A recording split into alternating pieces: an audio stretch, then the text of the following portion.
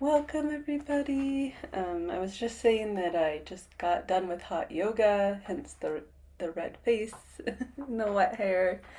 Helped me feel a lot better because I've been feeling pretty anxious lately with all that's going on around in the world, and I'm sure you all might be feeling the same way. So this is when we need our practices even more.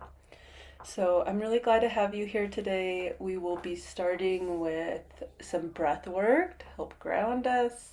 Then we're going to move into my interview with the lovely Courtney Cosgriff. She is my herbalist, well, has become my herbalist. Met her through the caterer that I use, Jenna, for all of the retreats. They are roommates, of course.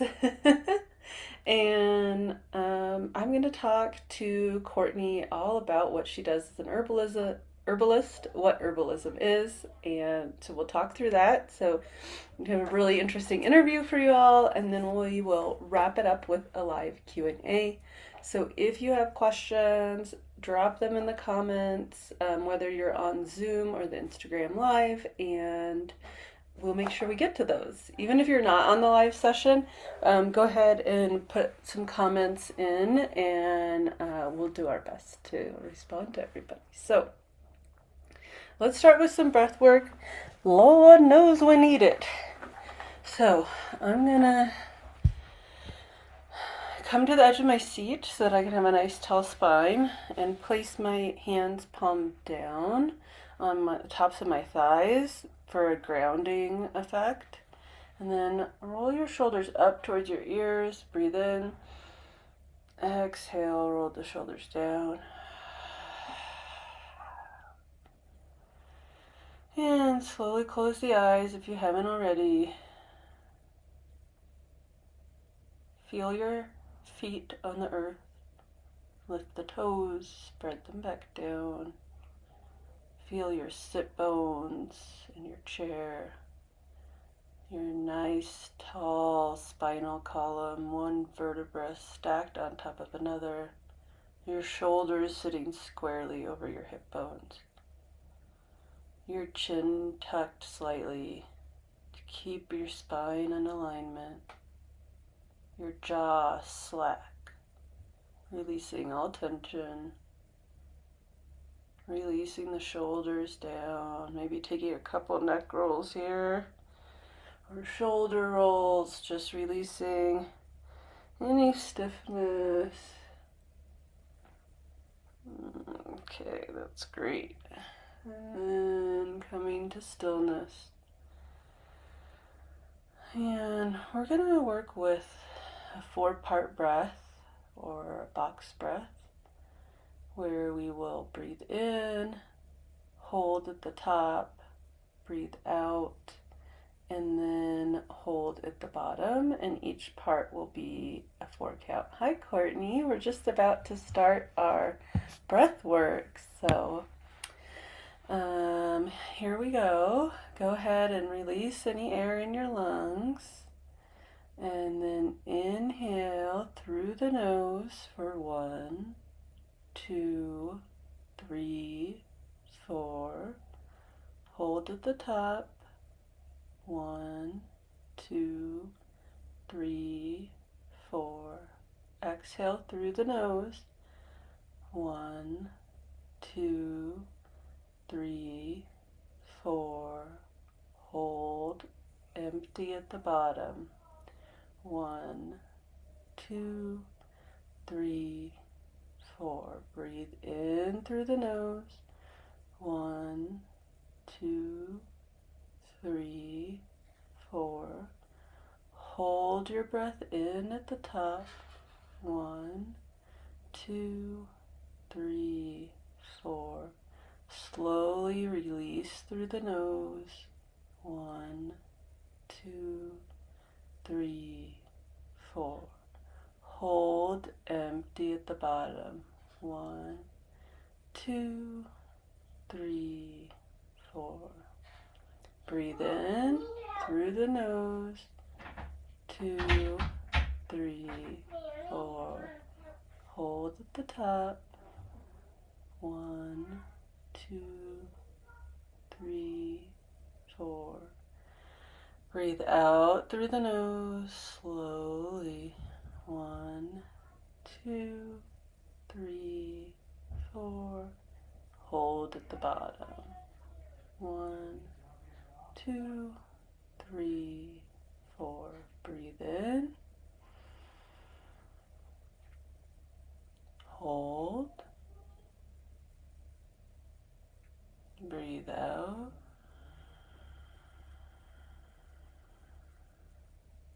Hold.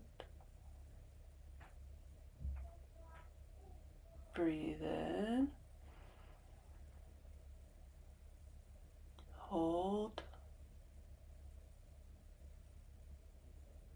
Breathe out.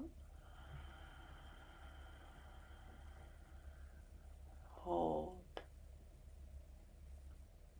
Breathe in. Hold. Breathe out.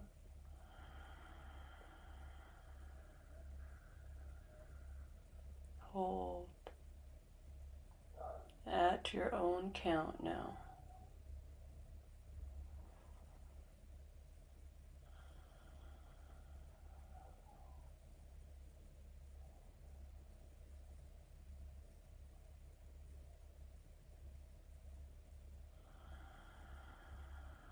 As the mind will assuredly drift from counting, don't worry, just bring it back.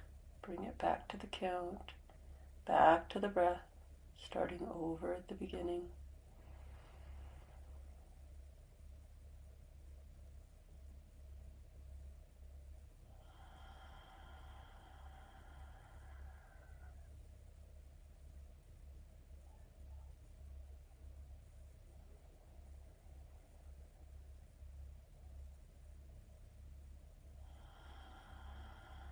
On the inhale, feeling the belly, the lungs, the chest expand. And then on the exhale, contracting in from the chest, the ribs, the belly, all the way down to the pelvis.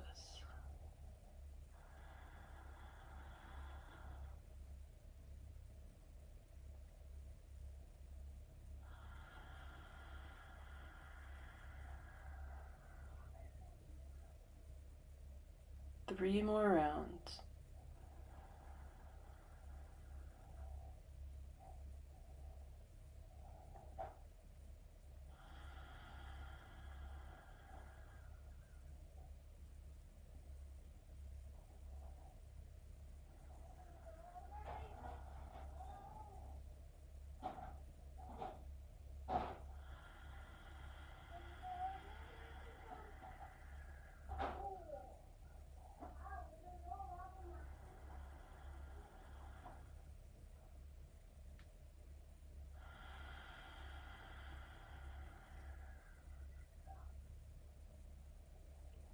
And when you're done with your final round, just take a moment to acknowledge anything that maybe shifted for you.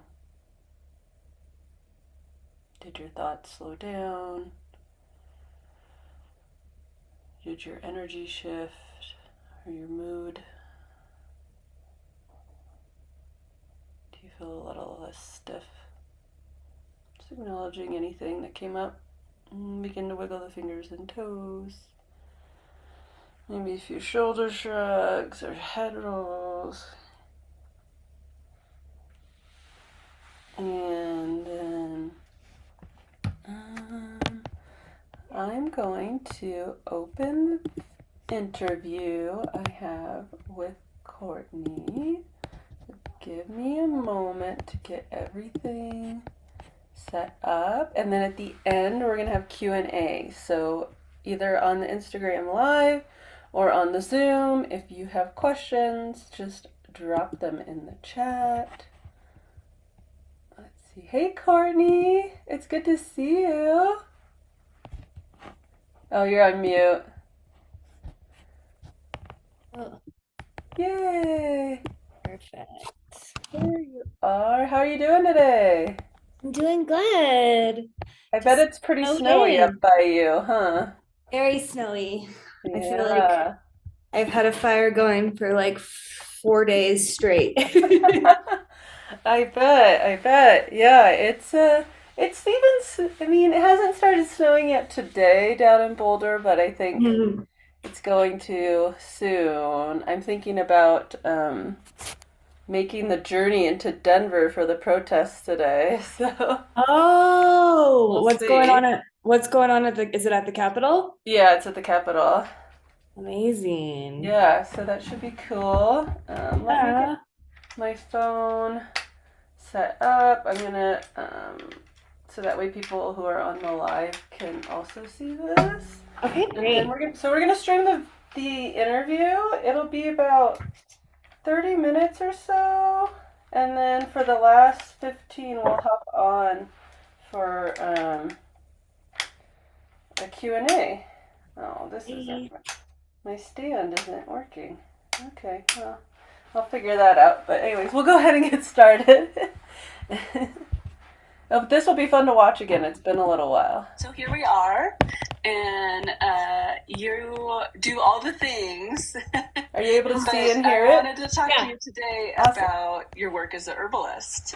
And so could you tell us a little bit about how you got into that work and what your journey's been?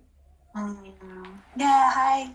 So happy to be here and all the weavings that brought us together. And yeah, just to share a little bit about my journey. So I'm a practicing clinical herbalist, nutritionist, and I run my business Honeybee Herbals up in the mountains just west of Boulder.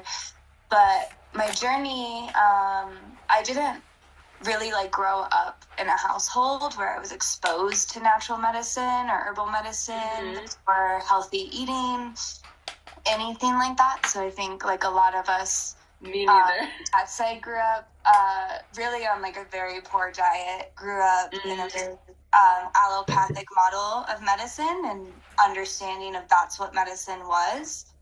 Can you pause and explain what allopathic means for anybody who doesn't know? Yeah, so allopathic would be Western medicine. Okay. And I would say that allopathic, I wouldn't say that it's just Western medicine though. I would say that allopathic is basically the opposite of holistic medicine. It's the idea of alleviating symptoms and kind of like applying a band-aid, but not addressing root causes. Would you say that holistic is like when you look at the body, mind, and spirit as a whole system and treat it that way, and allopathic medicine is when you look at like specific systems, like the digestive system, like all by itself? Like you would go see like a GI doctor, or is it even broader than that, or a little bit different? I think that's like there's a lot of layers within that. Yeah, for sure. But it's like a high level, maybe. Yeah, but I think at its core, it's kind of like more so like addressing symptoms and not addressing root causes. Got it. Okay, and so great. Even if we're going in and we're seeing a doctor to be, for GI stuff, for example, and they prescribe us with different medications, but they don't tell us to change our diet, right? So it's like that's a very allopathic which I had happen to me. Does happen, right? Yeah. Hopefully doesn't. So yeah, with that, I didn't really grow up around any of the things that I'm now so exposed to and involved in. So I, didn't really know what I wanted to do. And it's actually like total side note, but like how I became an herbalist was I was a beekeeper first. And so I was introduced to the path of working with bees at the age of 18, which also introduced me to natural medicine because my first beekeeper that I mentored with was an apitherapist. And what apitherapy is it's the use of the medicines of the hive, so honey, venom, propolis, royal jelly, in medicine and healing. Okay. And this goes all the way back to ancient Egypt. And so that was really cool because I feel like the bees kind of brought me to the plants. And so at the age of 19, and that's I what they do. They go to plants, right? Yeah, they cross-pollinate. But anyway, like that's cool. I grew a garden. I grew a garden for my bees at the age of 19, and it just so happens that a lot of the plants I was growing for them were medicinal herbs. And I didn't really like I said, like my parents were gardeners, but they were more like landscape gardeners, not growing food and medicine. And so, yeah, I just by time became captivated by these herbs and their smell and just the way they made me feel. And then I was in college and didn't really know what I wanted to study. And this was at Metro in Denver and Metro State University. And I took a class called Alternative and Complementary Therapies in Medicine. And it was all about integrative medicine. And this was in 2013. And I think a lot was happening then. A lot was opening up around, integrative healthcare, what that is, what natural medicine is, what holistic medicine is. And so the university I was going to was starting a whole program. It was a Bachelor of Science in Integrative Therapeutics or alternative medicine. And so I took this class. And it popped me completely open. It was basically like, whoa, there's this whole world I don't know. We dove into herbal medicine. We dove into traditional systems of medicine like Ayurveda and Chinese medicine. It was all very surface level introduction to these things. We explored things like Reiki and even just nutrition and just kind of like all these other systems of medicine. But the herbalism part really just like completely captivated me. And as I started to study herbs more, and I was growing them too at the same time, so it was fun because I got to like experiment with all these things as I was studying. But I feel like I found like a massive part of myself. And, in addition to just like the excitement and the passion and just the remembering that came from working with these plants, because I would often feel like, like I've done this before. Like it just felt so familiar to me. And I think that's like a lot of working with the earth. And, these are things that our ancestors have done for thousands and thousands and thousands of years. And there's only been a short time frame and in modern society where we've been disconnected from the plants and these earth-based traditions. So anyway, with that, there was all this remembering and this igniting of passion and just connection. And you were so young. And I was so young. Happening. But at the same time, I found healing in some of these plants. And so when I was 19, 20, I was living in the city and, like I said, I didn't grow up eating well. I didn't grow up any of these things. And I had a lot of health issues too. I was very anxious, had a lot of anxiety and reproductive health issues at a young age. And I remember finding an apothecary near my house and finding a plant named motherwort. And I always talk about motherwort as kind of the herb that made me an herbalist. But this plant is such a beautiful plant, very accessible, it grows everywhere. And it's called Leonoris cardiaca is its Latin name. And this plant is actually such a beautiful plant for mothers. It's called motherwort. Literally. And it has a lot of indications and implications for women's health in multiple stages of life. So it's a fabulous herb for young women going through PMS or premenstrual symptoms or entering into their menstruation years. It's a beautiful ally for postpartum mamas. And it's also a beautiful ally for perimenopausal and menopausal women. So it supports women at all stages of life. But it really works with the heart and the womb. And also it's a incredible nervine. So when I say a nervine, it's an herb that's working upon the nervous system. But motherwort's particular indication is anxiety within the heart space. So if you're someone who experiences anxiety here, you get heart palpitations. This plant come in and it's literally like a mother's hug. Like that's beautiful in such a beautiful way. But I started to work with this plant and had never experienced something like that, right? Like this just immediate relief and like calming. to my body, to my heart, and my mind. And that was kind of my, like, I was hooked. How did you become an herbalist and a nutritionist? Yeah, What does that look like? I finished that program. So I did the Bachelor of Science. What was your major? It was integrative therapeutics. So it was a Bachelor of Science in therapeutics. Wow, cool. Yeah. And then I minored in nutrition. And then I went to, but then I was like, I really want to focus on plant medicine. So then I was like, okay, I want to study directly herbalism and plant medicine. So I found a school in Boulder that's a clinical herbalism school, the Colorado School of Clinical Herbalism. And they had a 2-year program. And so I did that program, and it was basically like, you do a fundamentals, advanced, and then the 3rd year is a clinic program. So your whole school year, you're working one-on-one with clients in a clinic under peer review with other herbalists. Getting your hours. Okay, so then after school, did you start your business right away? Did you move up to the mountains and start your garden and your beekeeping? So, I mean, throughout this whole time, I was gardening and keeping. You were, yeah. Yeah, so that hasn't stopped. But at different locations. You've moved your garden and your bees with you? Yeah, okay. So, I mean, I haven't stopped in 12 years, with that path. And my garden and my apiary is actually still where I grew up at my parents' house, where I started it, my original one. And then I moved up to Rollinsville, which is near Netherlands, 5 years ago. And I have a garden here. But a lot of my beehives are kind of throughout the Front Range.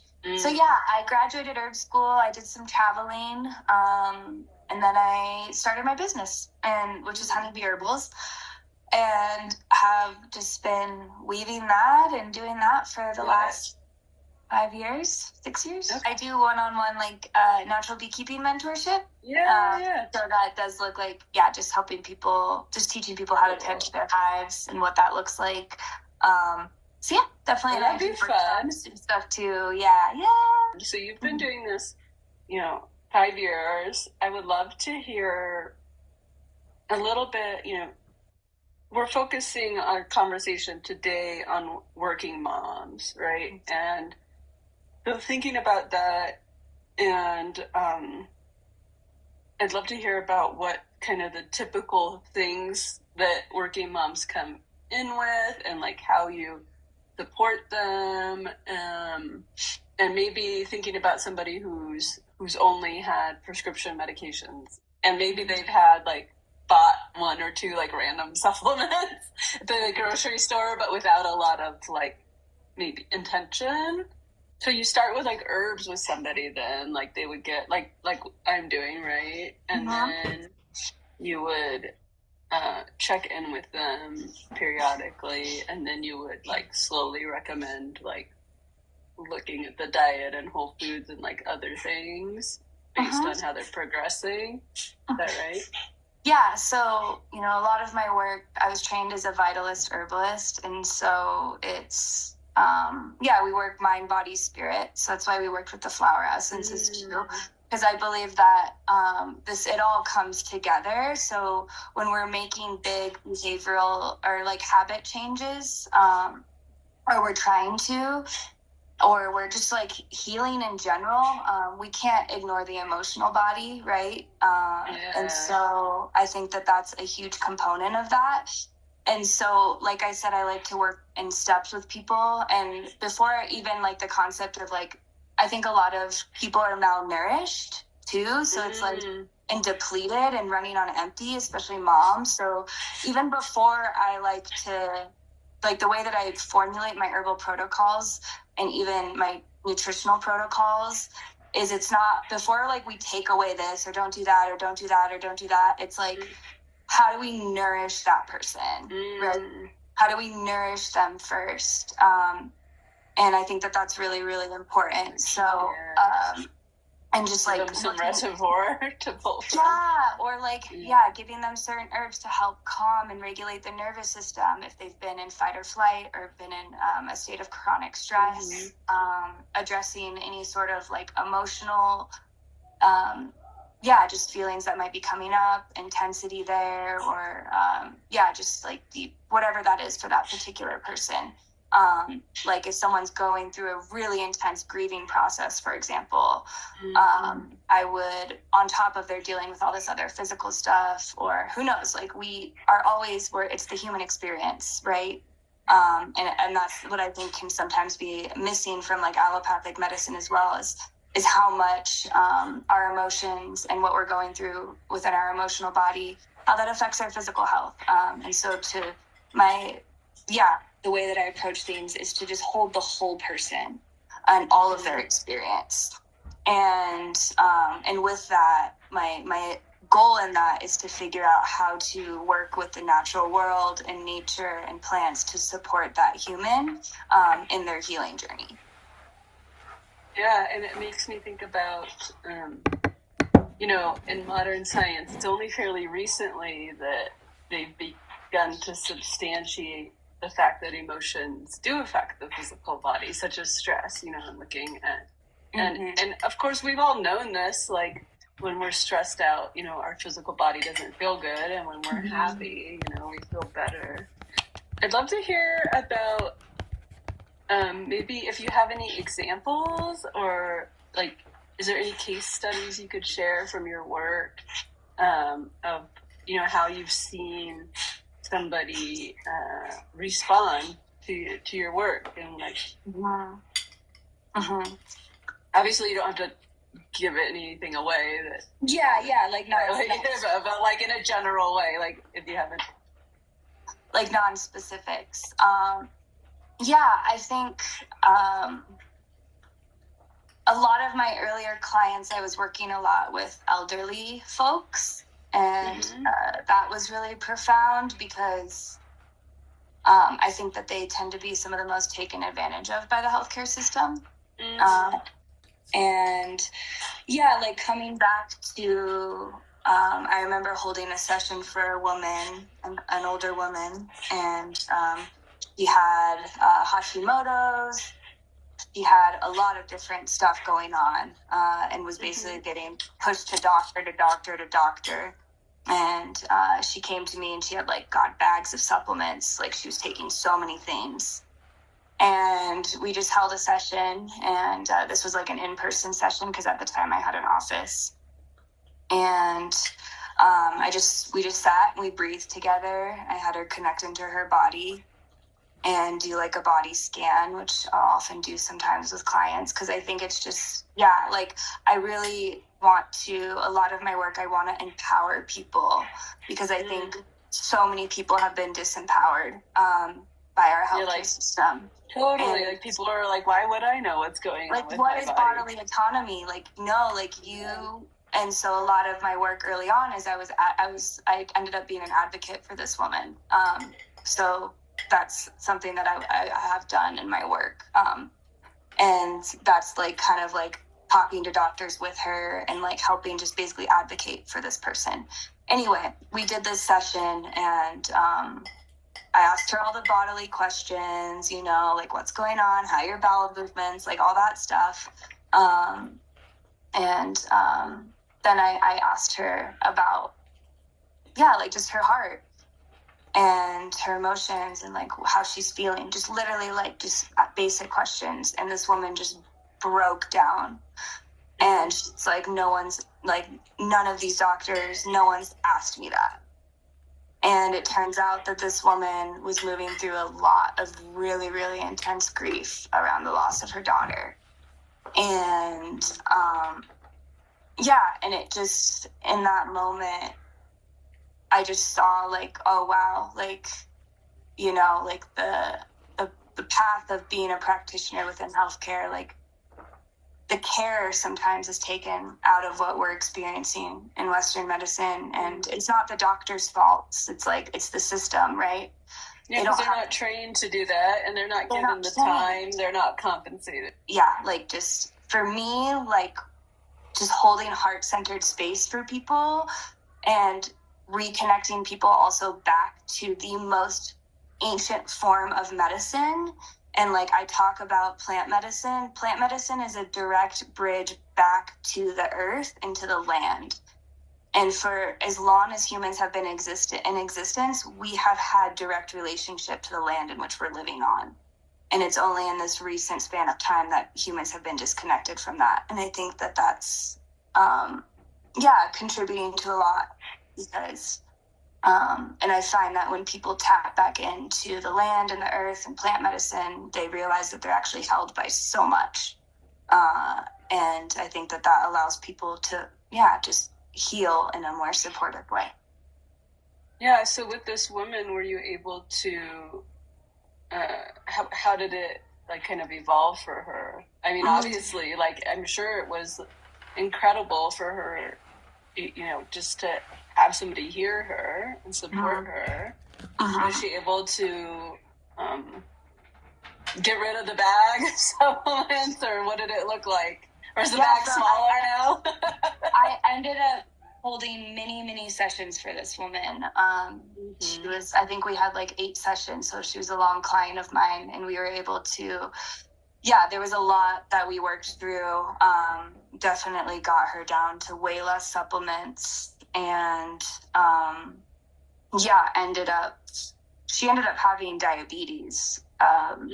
She didn't even know?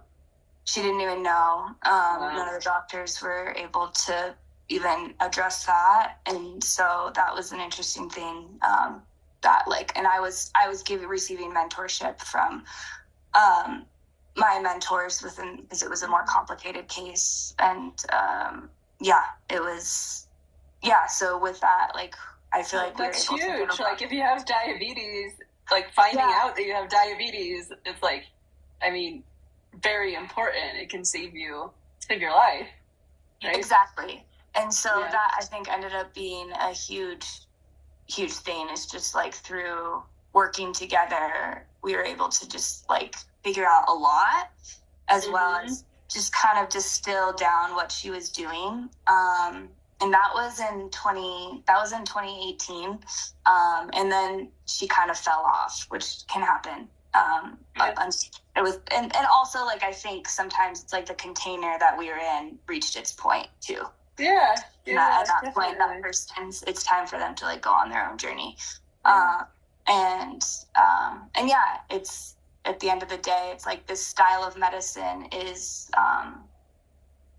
it's up to the self, right? Like, it's like I can give recommendations and protocols, but it's a whole different reframe, right? Where it's integrating these new habits, or changing our lifestyle. It brings the power back into the individual's hand to take charge of their health. But then they have to take charge, it's a responsibility. And that's challenging for a lot of us. It's like, no, I just want them to tell me what to do. I don't. Okay, so let's say I am a city dweller and I work from home on my computer all day, and I've got, chronic stress, which is presents in a lot of ways, right? And what are ways that you've talked a lot about getting back in touch with nature, and like, so how do you recommend that for people who, maybe don't live in nature and don't have a garden? Like, what can they do? They could take herbs, right? Are there, what other ways can they do that? Well, we're always in nature, is what I will say. Because we are nature. So nature is easy just to forget. And so there's a disconnect there in thinking that nature is something that we have to out there. Yeah, that is out there. Like, I live in the city, so I don't have any anywhere. It's literally our breath. It's literally our bodies. It's ourselves. Like, we are nature. We are an expression of nature. And so to just even reframe it there, and that's what I feel like some of my work is just like coming back into the body, because the body is a mirror of the natural world. And so there's just starting there with that understanding that we are nature. So I you love don't, that yeah. point you made. I've heard people talk about, like, where is nature, like point to nature, and like really you should point to yourself, but like we're not taught that. But No, not at all. then the other thing you said that I haven't heard before or thought about recently is that your body is a reflection of your environment, or what surrounds you. That makes a lot of sense, that it's like you live in a stressful environment, like your body's going to be ramped up or depleted from that. Yeah, like it's nature or life is not like black and white. It's a spectrum. It's like even the way a plant grows, for example, depending on where it's growing, the soil conditions, its environment, that plant will produce a whole different array of different chemical compounds that might be different than the same plant growing in a different area. So we are constantly under influence from from life itself. And that's like the beauty in things too. But yeah, like I think just like more so that so many of the processes that we see in nature are occurring within our own bodies as well. And that there's just a lot of beautiful mirroring in that. But just for someone living in the city, trying to heal, connect to nature, like I think one, that in understanding that it's we are nature, but also like nature's all around us. It's literally, it's right outside our doors all the time, even in urban areas, the sun. So getting exposure to the sun, getting your feet on the earth, sitting on the earth, like these are very simple things that we can always. And there is so much my feet in the grass, or even on cement, just like outside on the ground. It feels good. Whatever you can do, whatever you can do. Well, we're about at the end of our time here, so is there anything we haven't covered yet that you want to talk about? And also, how can people get in touch with you if they want to work together? Yeah, I mean, there's like so much to this topic, I feel, and even so it's like I'm like, if people want to, my business is Honeybee Herbals, and I do work one-on-one with people. I teach classes and workshops as well, more in person on the Front Range. Nice. So I think that can be pretty profound. I do like plant walks in the wilderness, and even just like getting people out into the wild lands here and just like introducing them to the medicine that's growing just literally in their backyard, I think can be really profound for people. To just know that, all of this is around us all the time. But yeah, so for local people to the, Front Range, Boulder, Denver area, that's where I'm basically based. So there's opportunity to work with a person. And then I do work one-on-one with people, as we've talked about. So you can go to my website, Honeybee Herbals, and just read a little bit more about the services we offer. Awesome. Well, we'll provide a link for everybody. And thank you for your time today, Courtney. Thank you. Really appreciate it. And I'll talk with you soon. Okay, sounds good, love. Thank you. Bye. Take care. And I did talk with you soon. Here we are. Yay. It was such a, it's been a while. That was like summertime kind of. I'm like vibe. Summer Courtney, winter Courtney. How is winter Courtney? Winter Courtney's a lot like quieter. She's a lot more grounded. Yeah, totally. I was thinking about us talking about being out in nature and getting your feet in the earth. And it just looks a little different in winter. Oh, yeah. I think the fire though, we've been having a lot of fires, and I feel like that's really grounding, having a warm fire and building the fire and sitting by it. And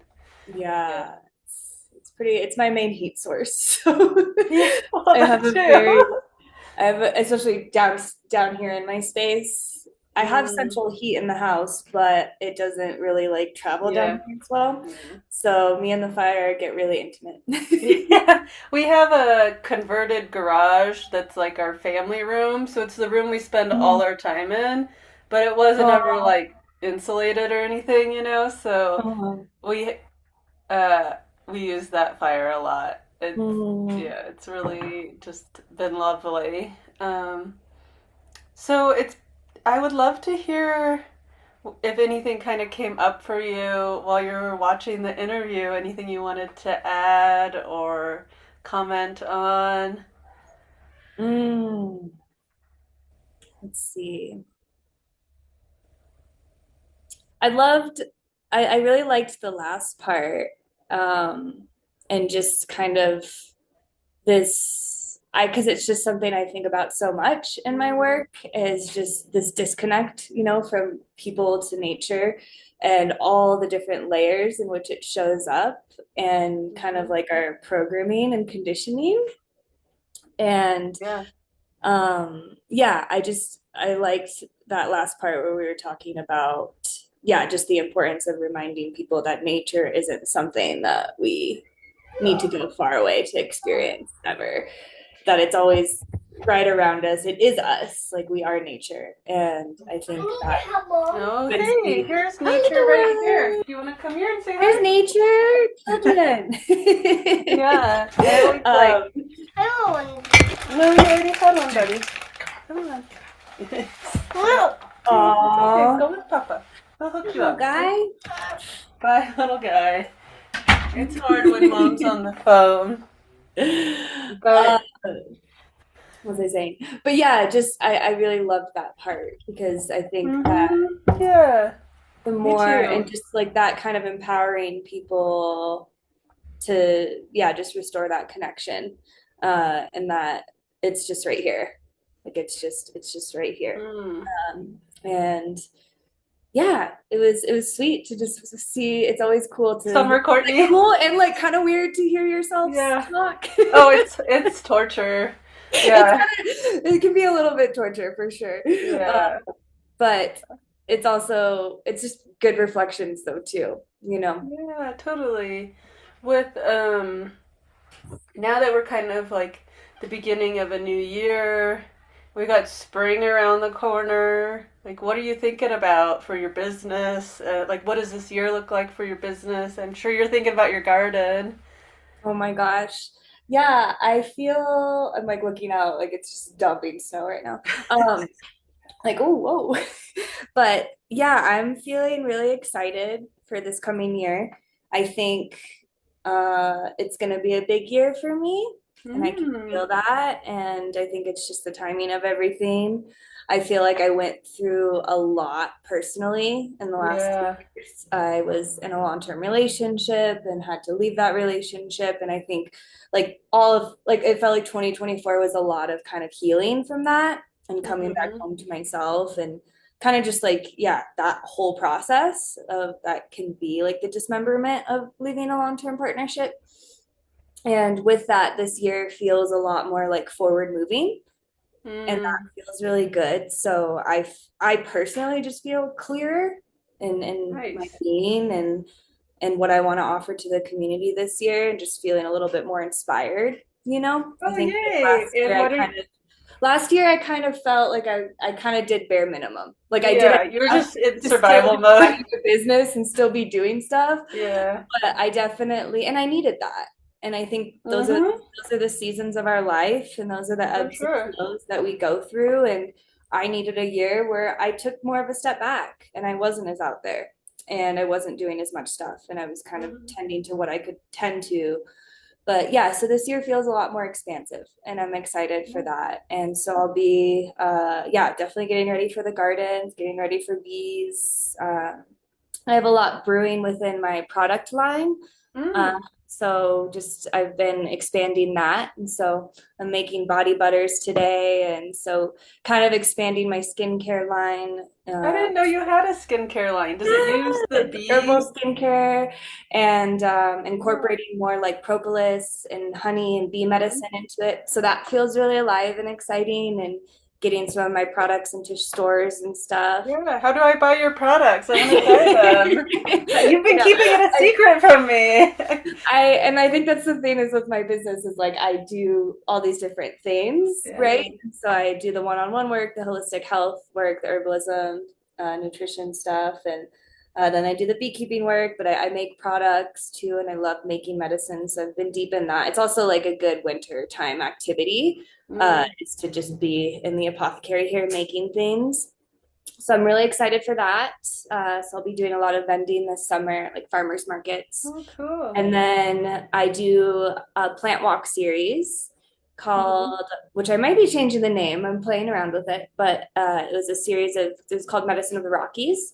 And it's a series of different plant walks. And that was really beautiful last year. So I'm going to do that again this year and expand it too. So that'll be like a kind of like a wilderness wild plant. Where are they? They start in Boulder, or just west of Boulder up Sunshine Canyon, and then we move up to like Netherland Ward area. So we basically follow the bloom. So we start in the foothills early summer, and then by August we're up at about Pine Alpine. So it's a cool, like, you get to kind of watch the ecology like bloom literally. Yeah, so I'm doing that, and then I feel really excited also about, I have an apiary. My main apiary or hives is on a property called the Star House. It's just west of Boulder up Sunshine Canyon, and also feeling ready to start weaving more deeply with that community and using the temple there for some offerings. So I have a dream of a women's beekeeping immersion, also like kind of like women's beekeeping and spirituality, just like returning back to very old earth-based. So you're just saying we're gonna hang out all year, is what you're telling me? But yeah, sign me up for that. Sign me up for that. It's kind of this like this like, I don't even know yet. I'm still bringing it into fruition, but it feels like kind of like a women's mystery school centered around earth-based traditions, taking place on the land there with my beehives, with the wild plants there, and the temple there, which is really cool. And then so that's the products, the plant walks, and then I'm sure some like other teachings here and there. But yeah, that'd be a lot. We got our chickens on our property now, and we're hoping to build like a decent sized garden out this year, and really want to get some bees going too. So I was going to ask you if bees, when you're starting with bees, is spring normally when people get things set up, or when should I start talking to you? Right. So I think with bees, it's like, I think it's more complicated than people understand. I know, I've heard it's really complicated. Yeah. Like, just start bees, and I'm like, I don't think it's like a casual thing. I almost say to people, I'm like, I think you should take some classes and do some mentorship for at least like a couple years before you start a hive. And then when you are ready to start a hive, like if you were to start a hive this year, we would be in planning right now, like January, February.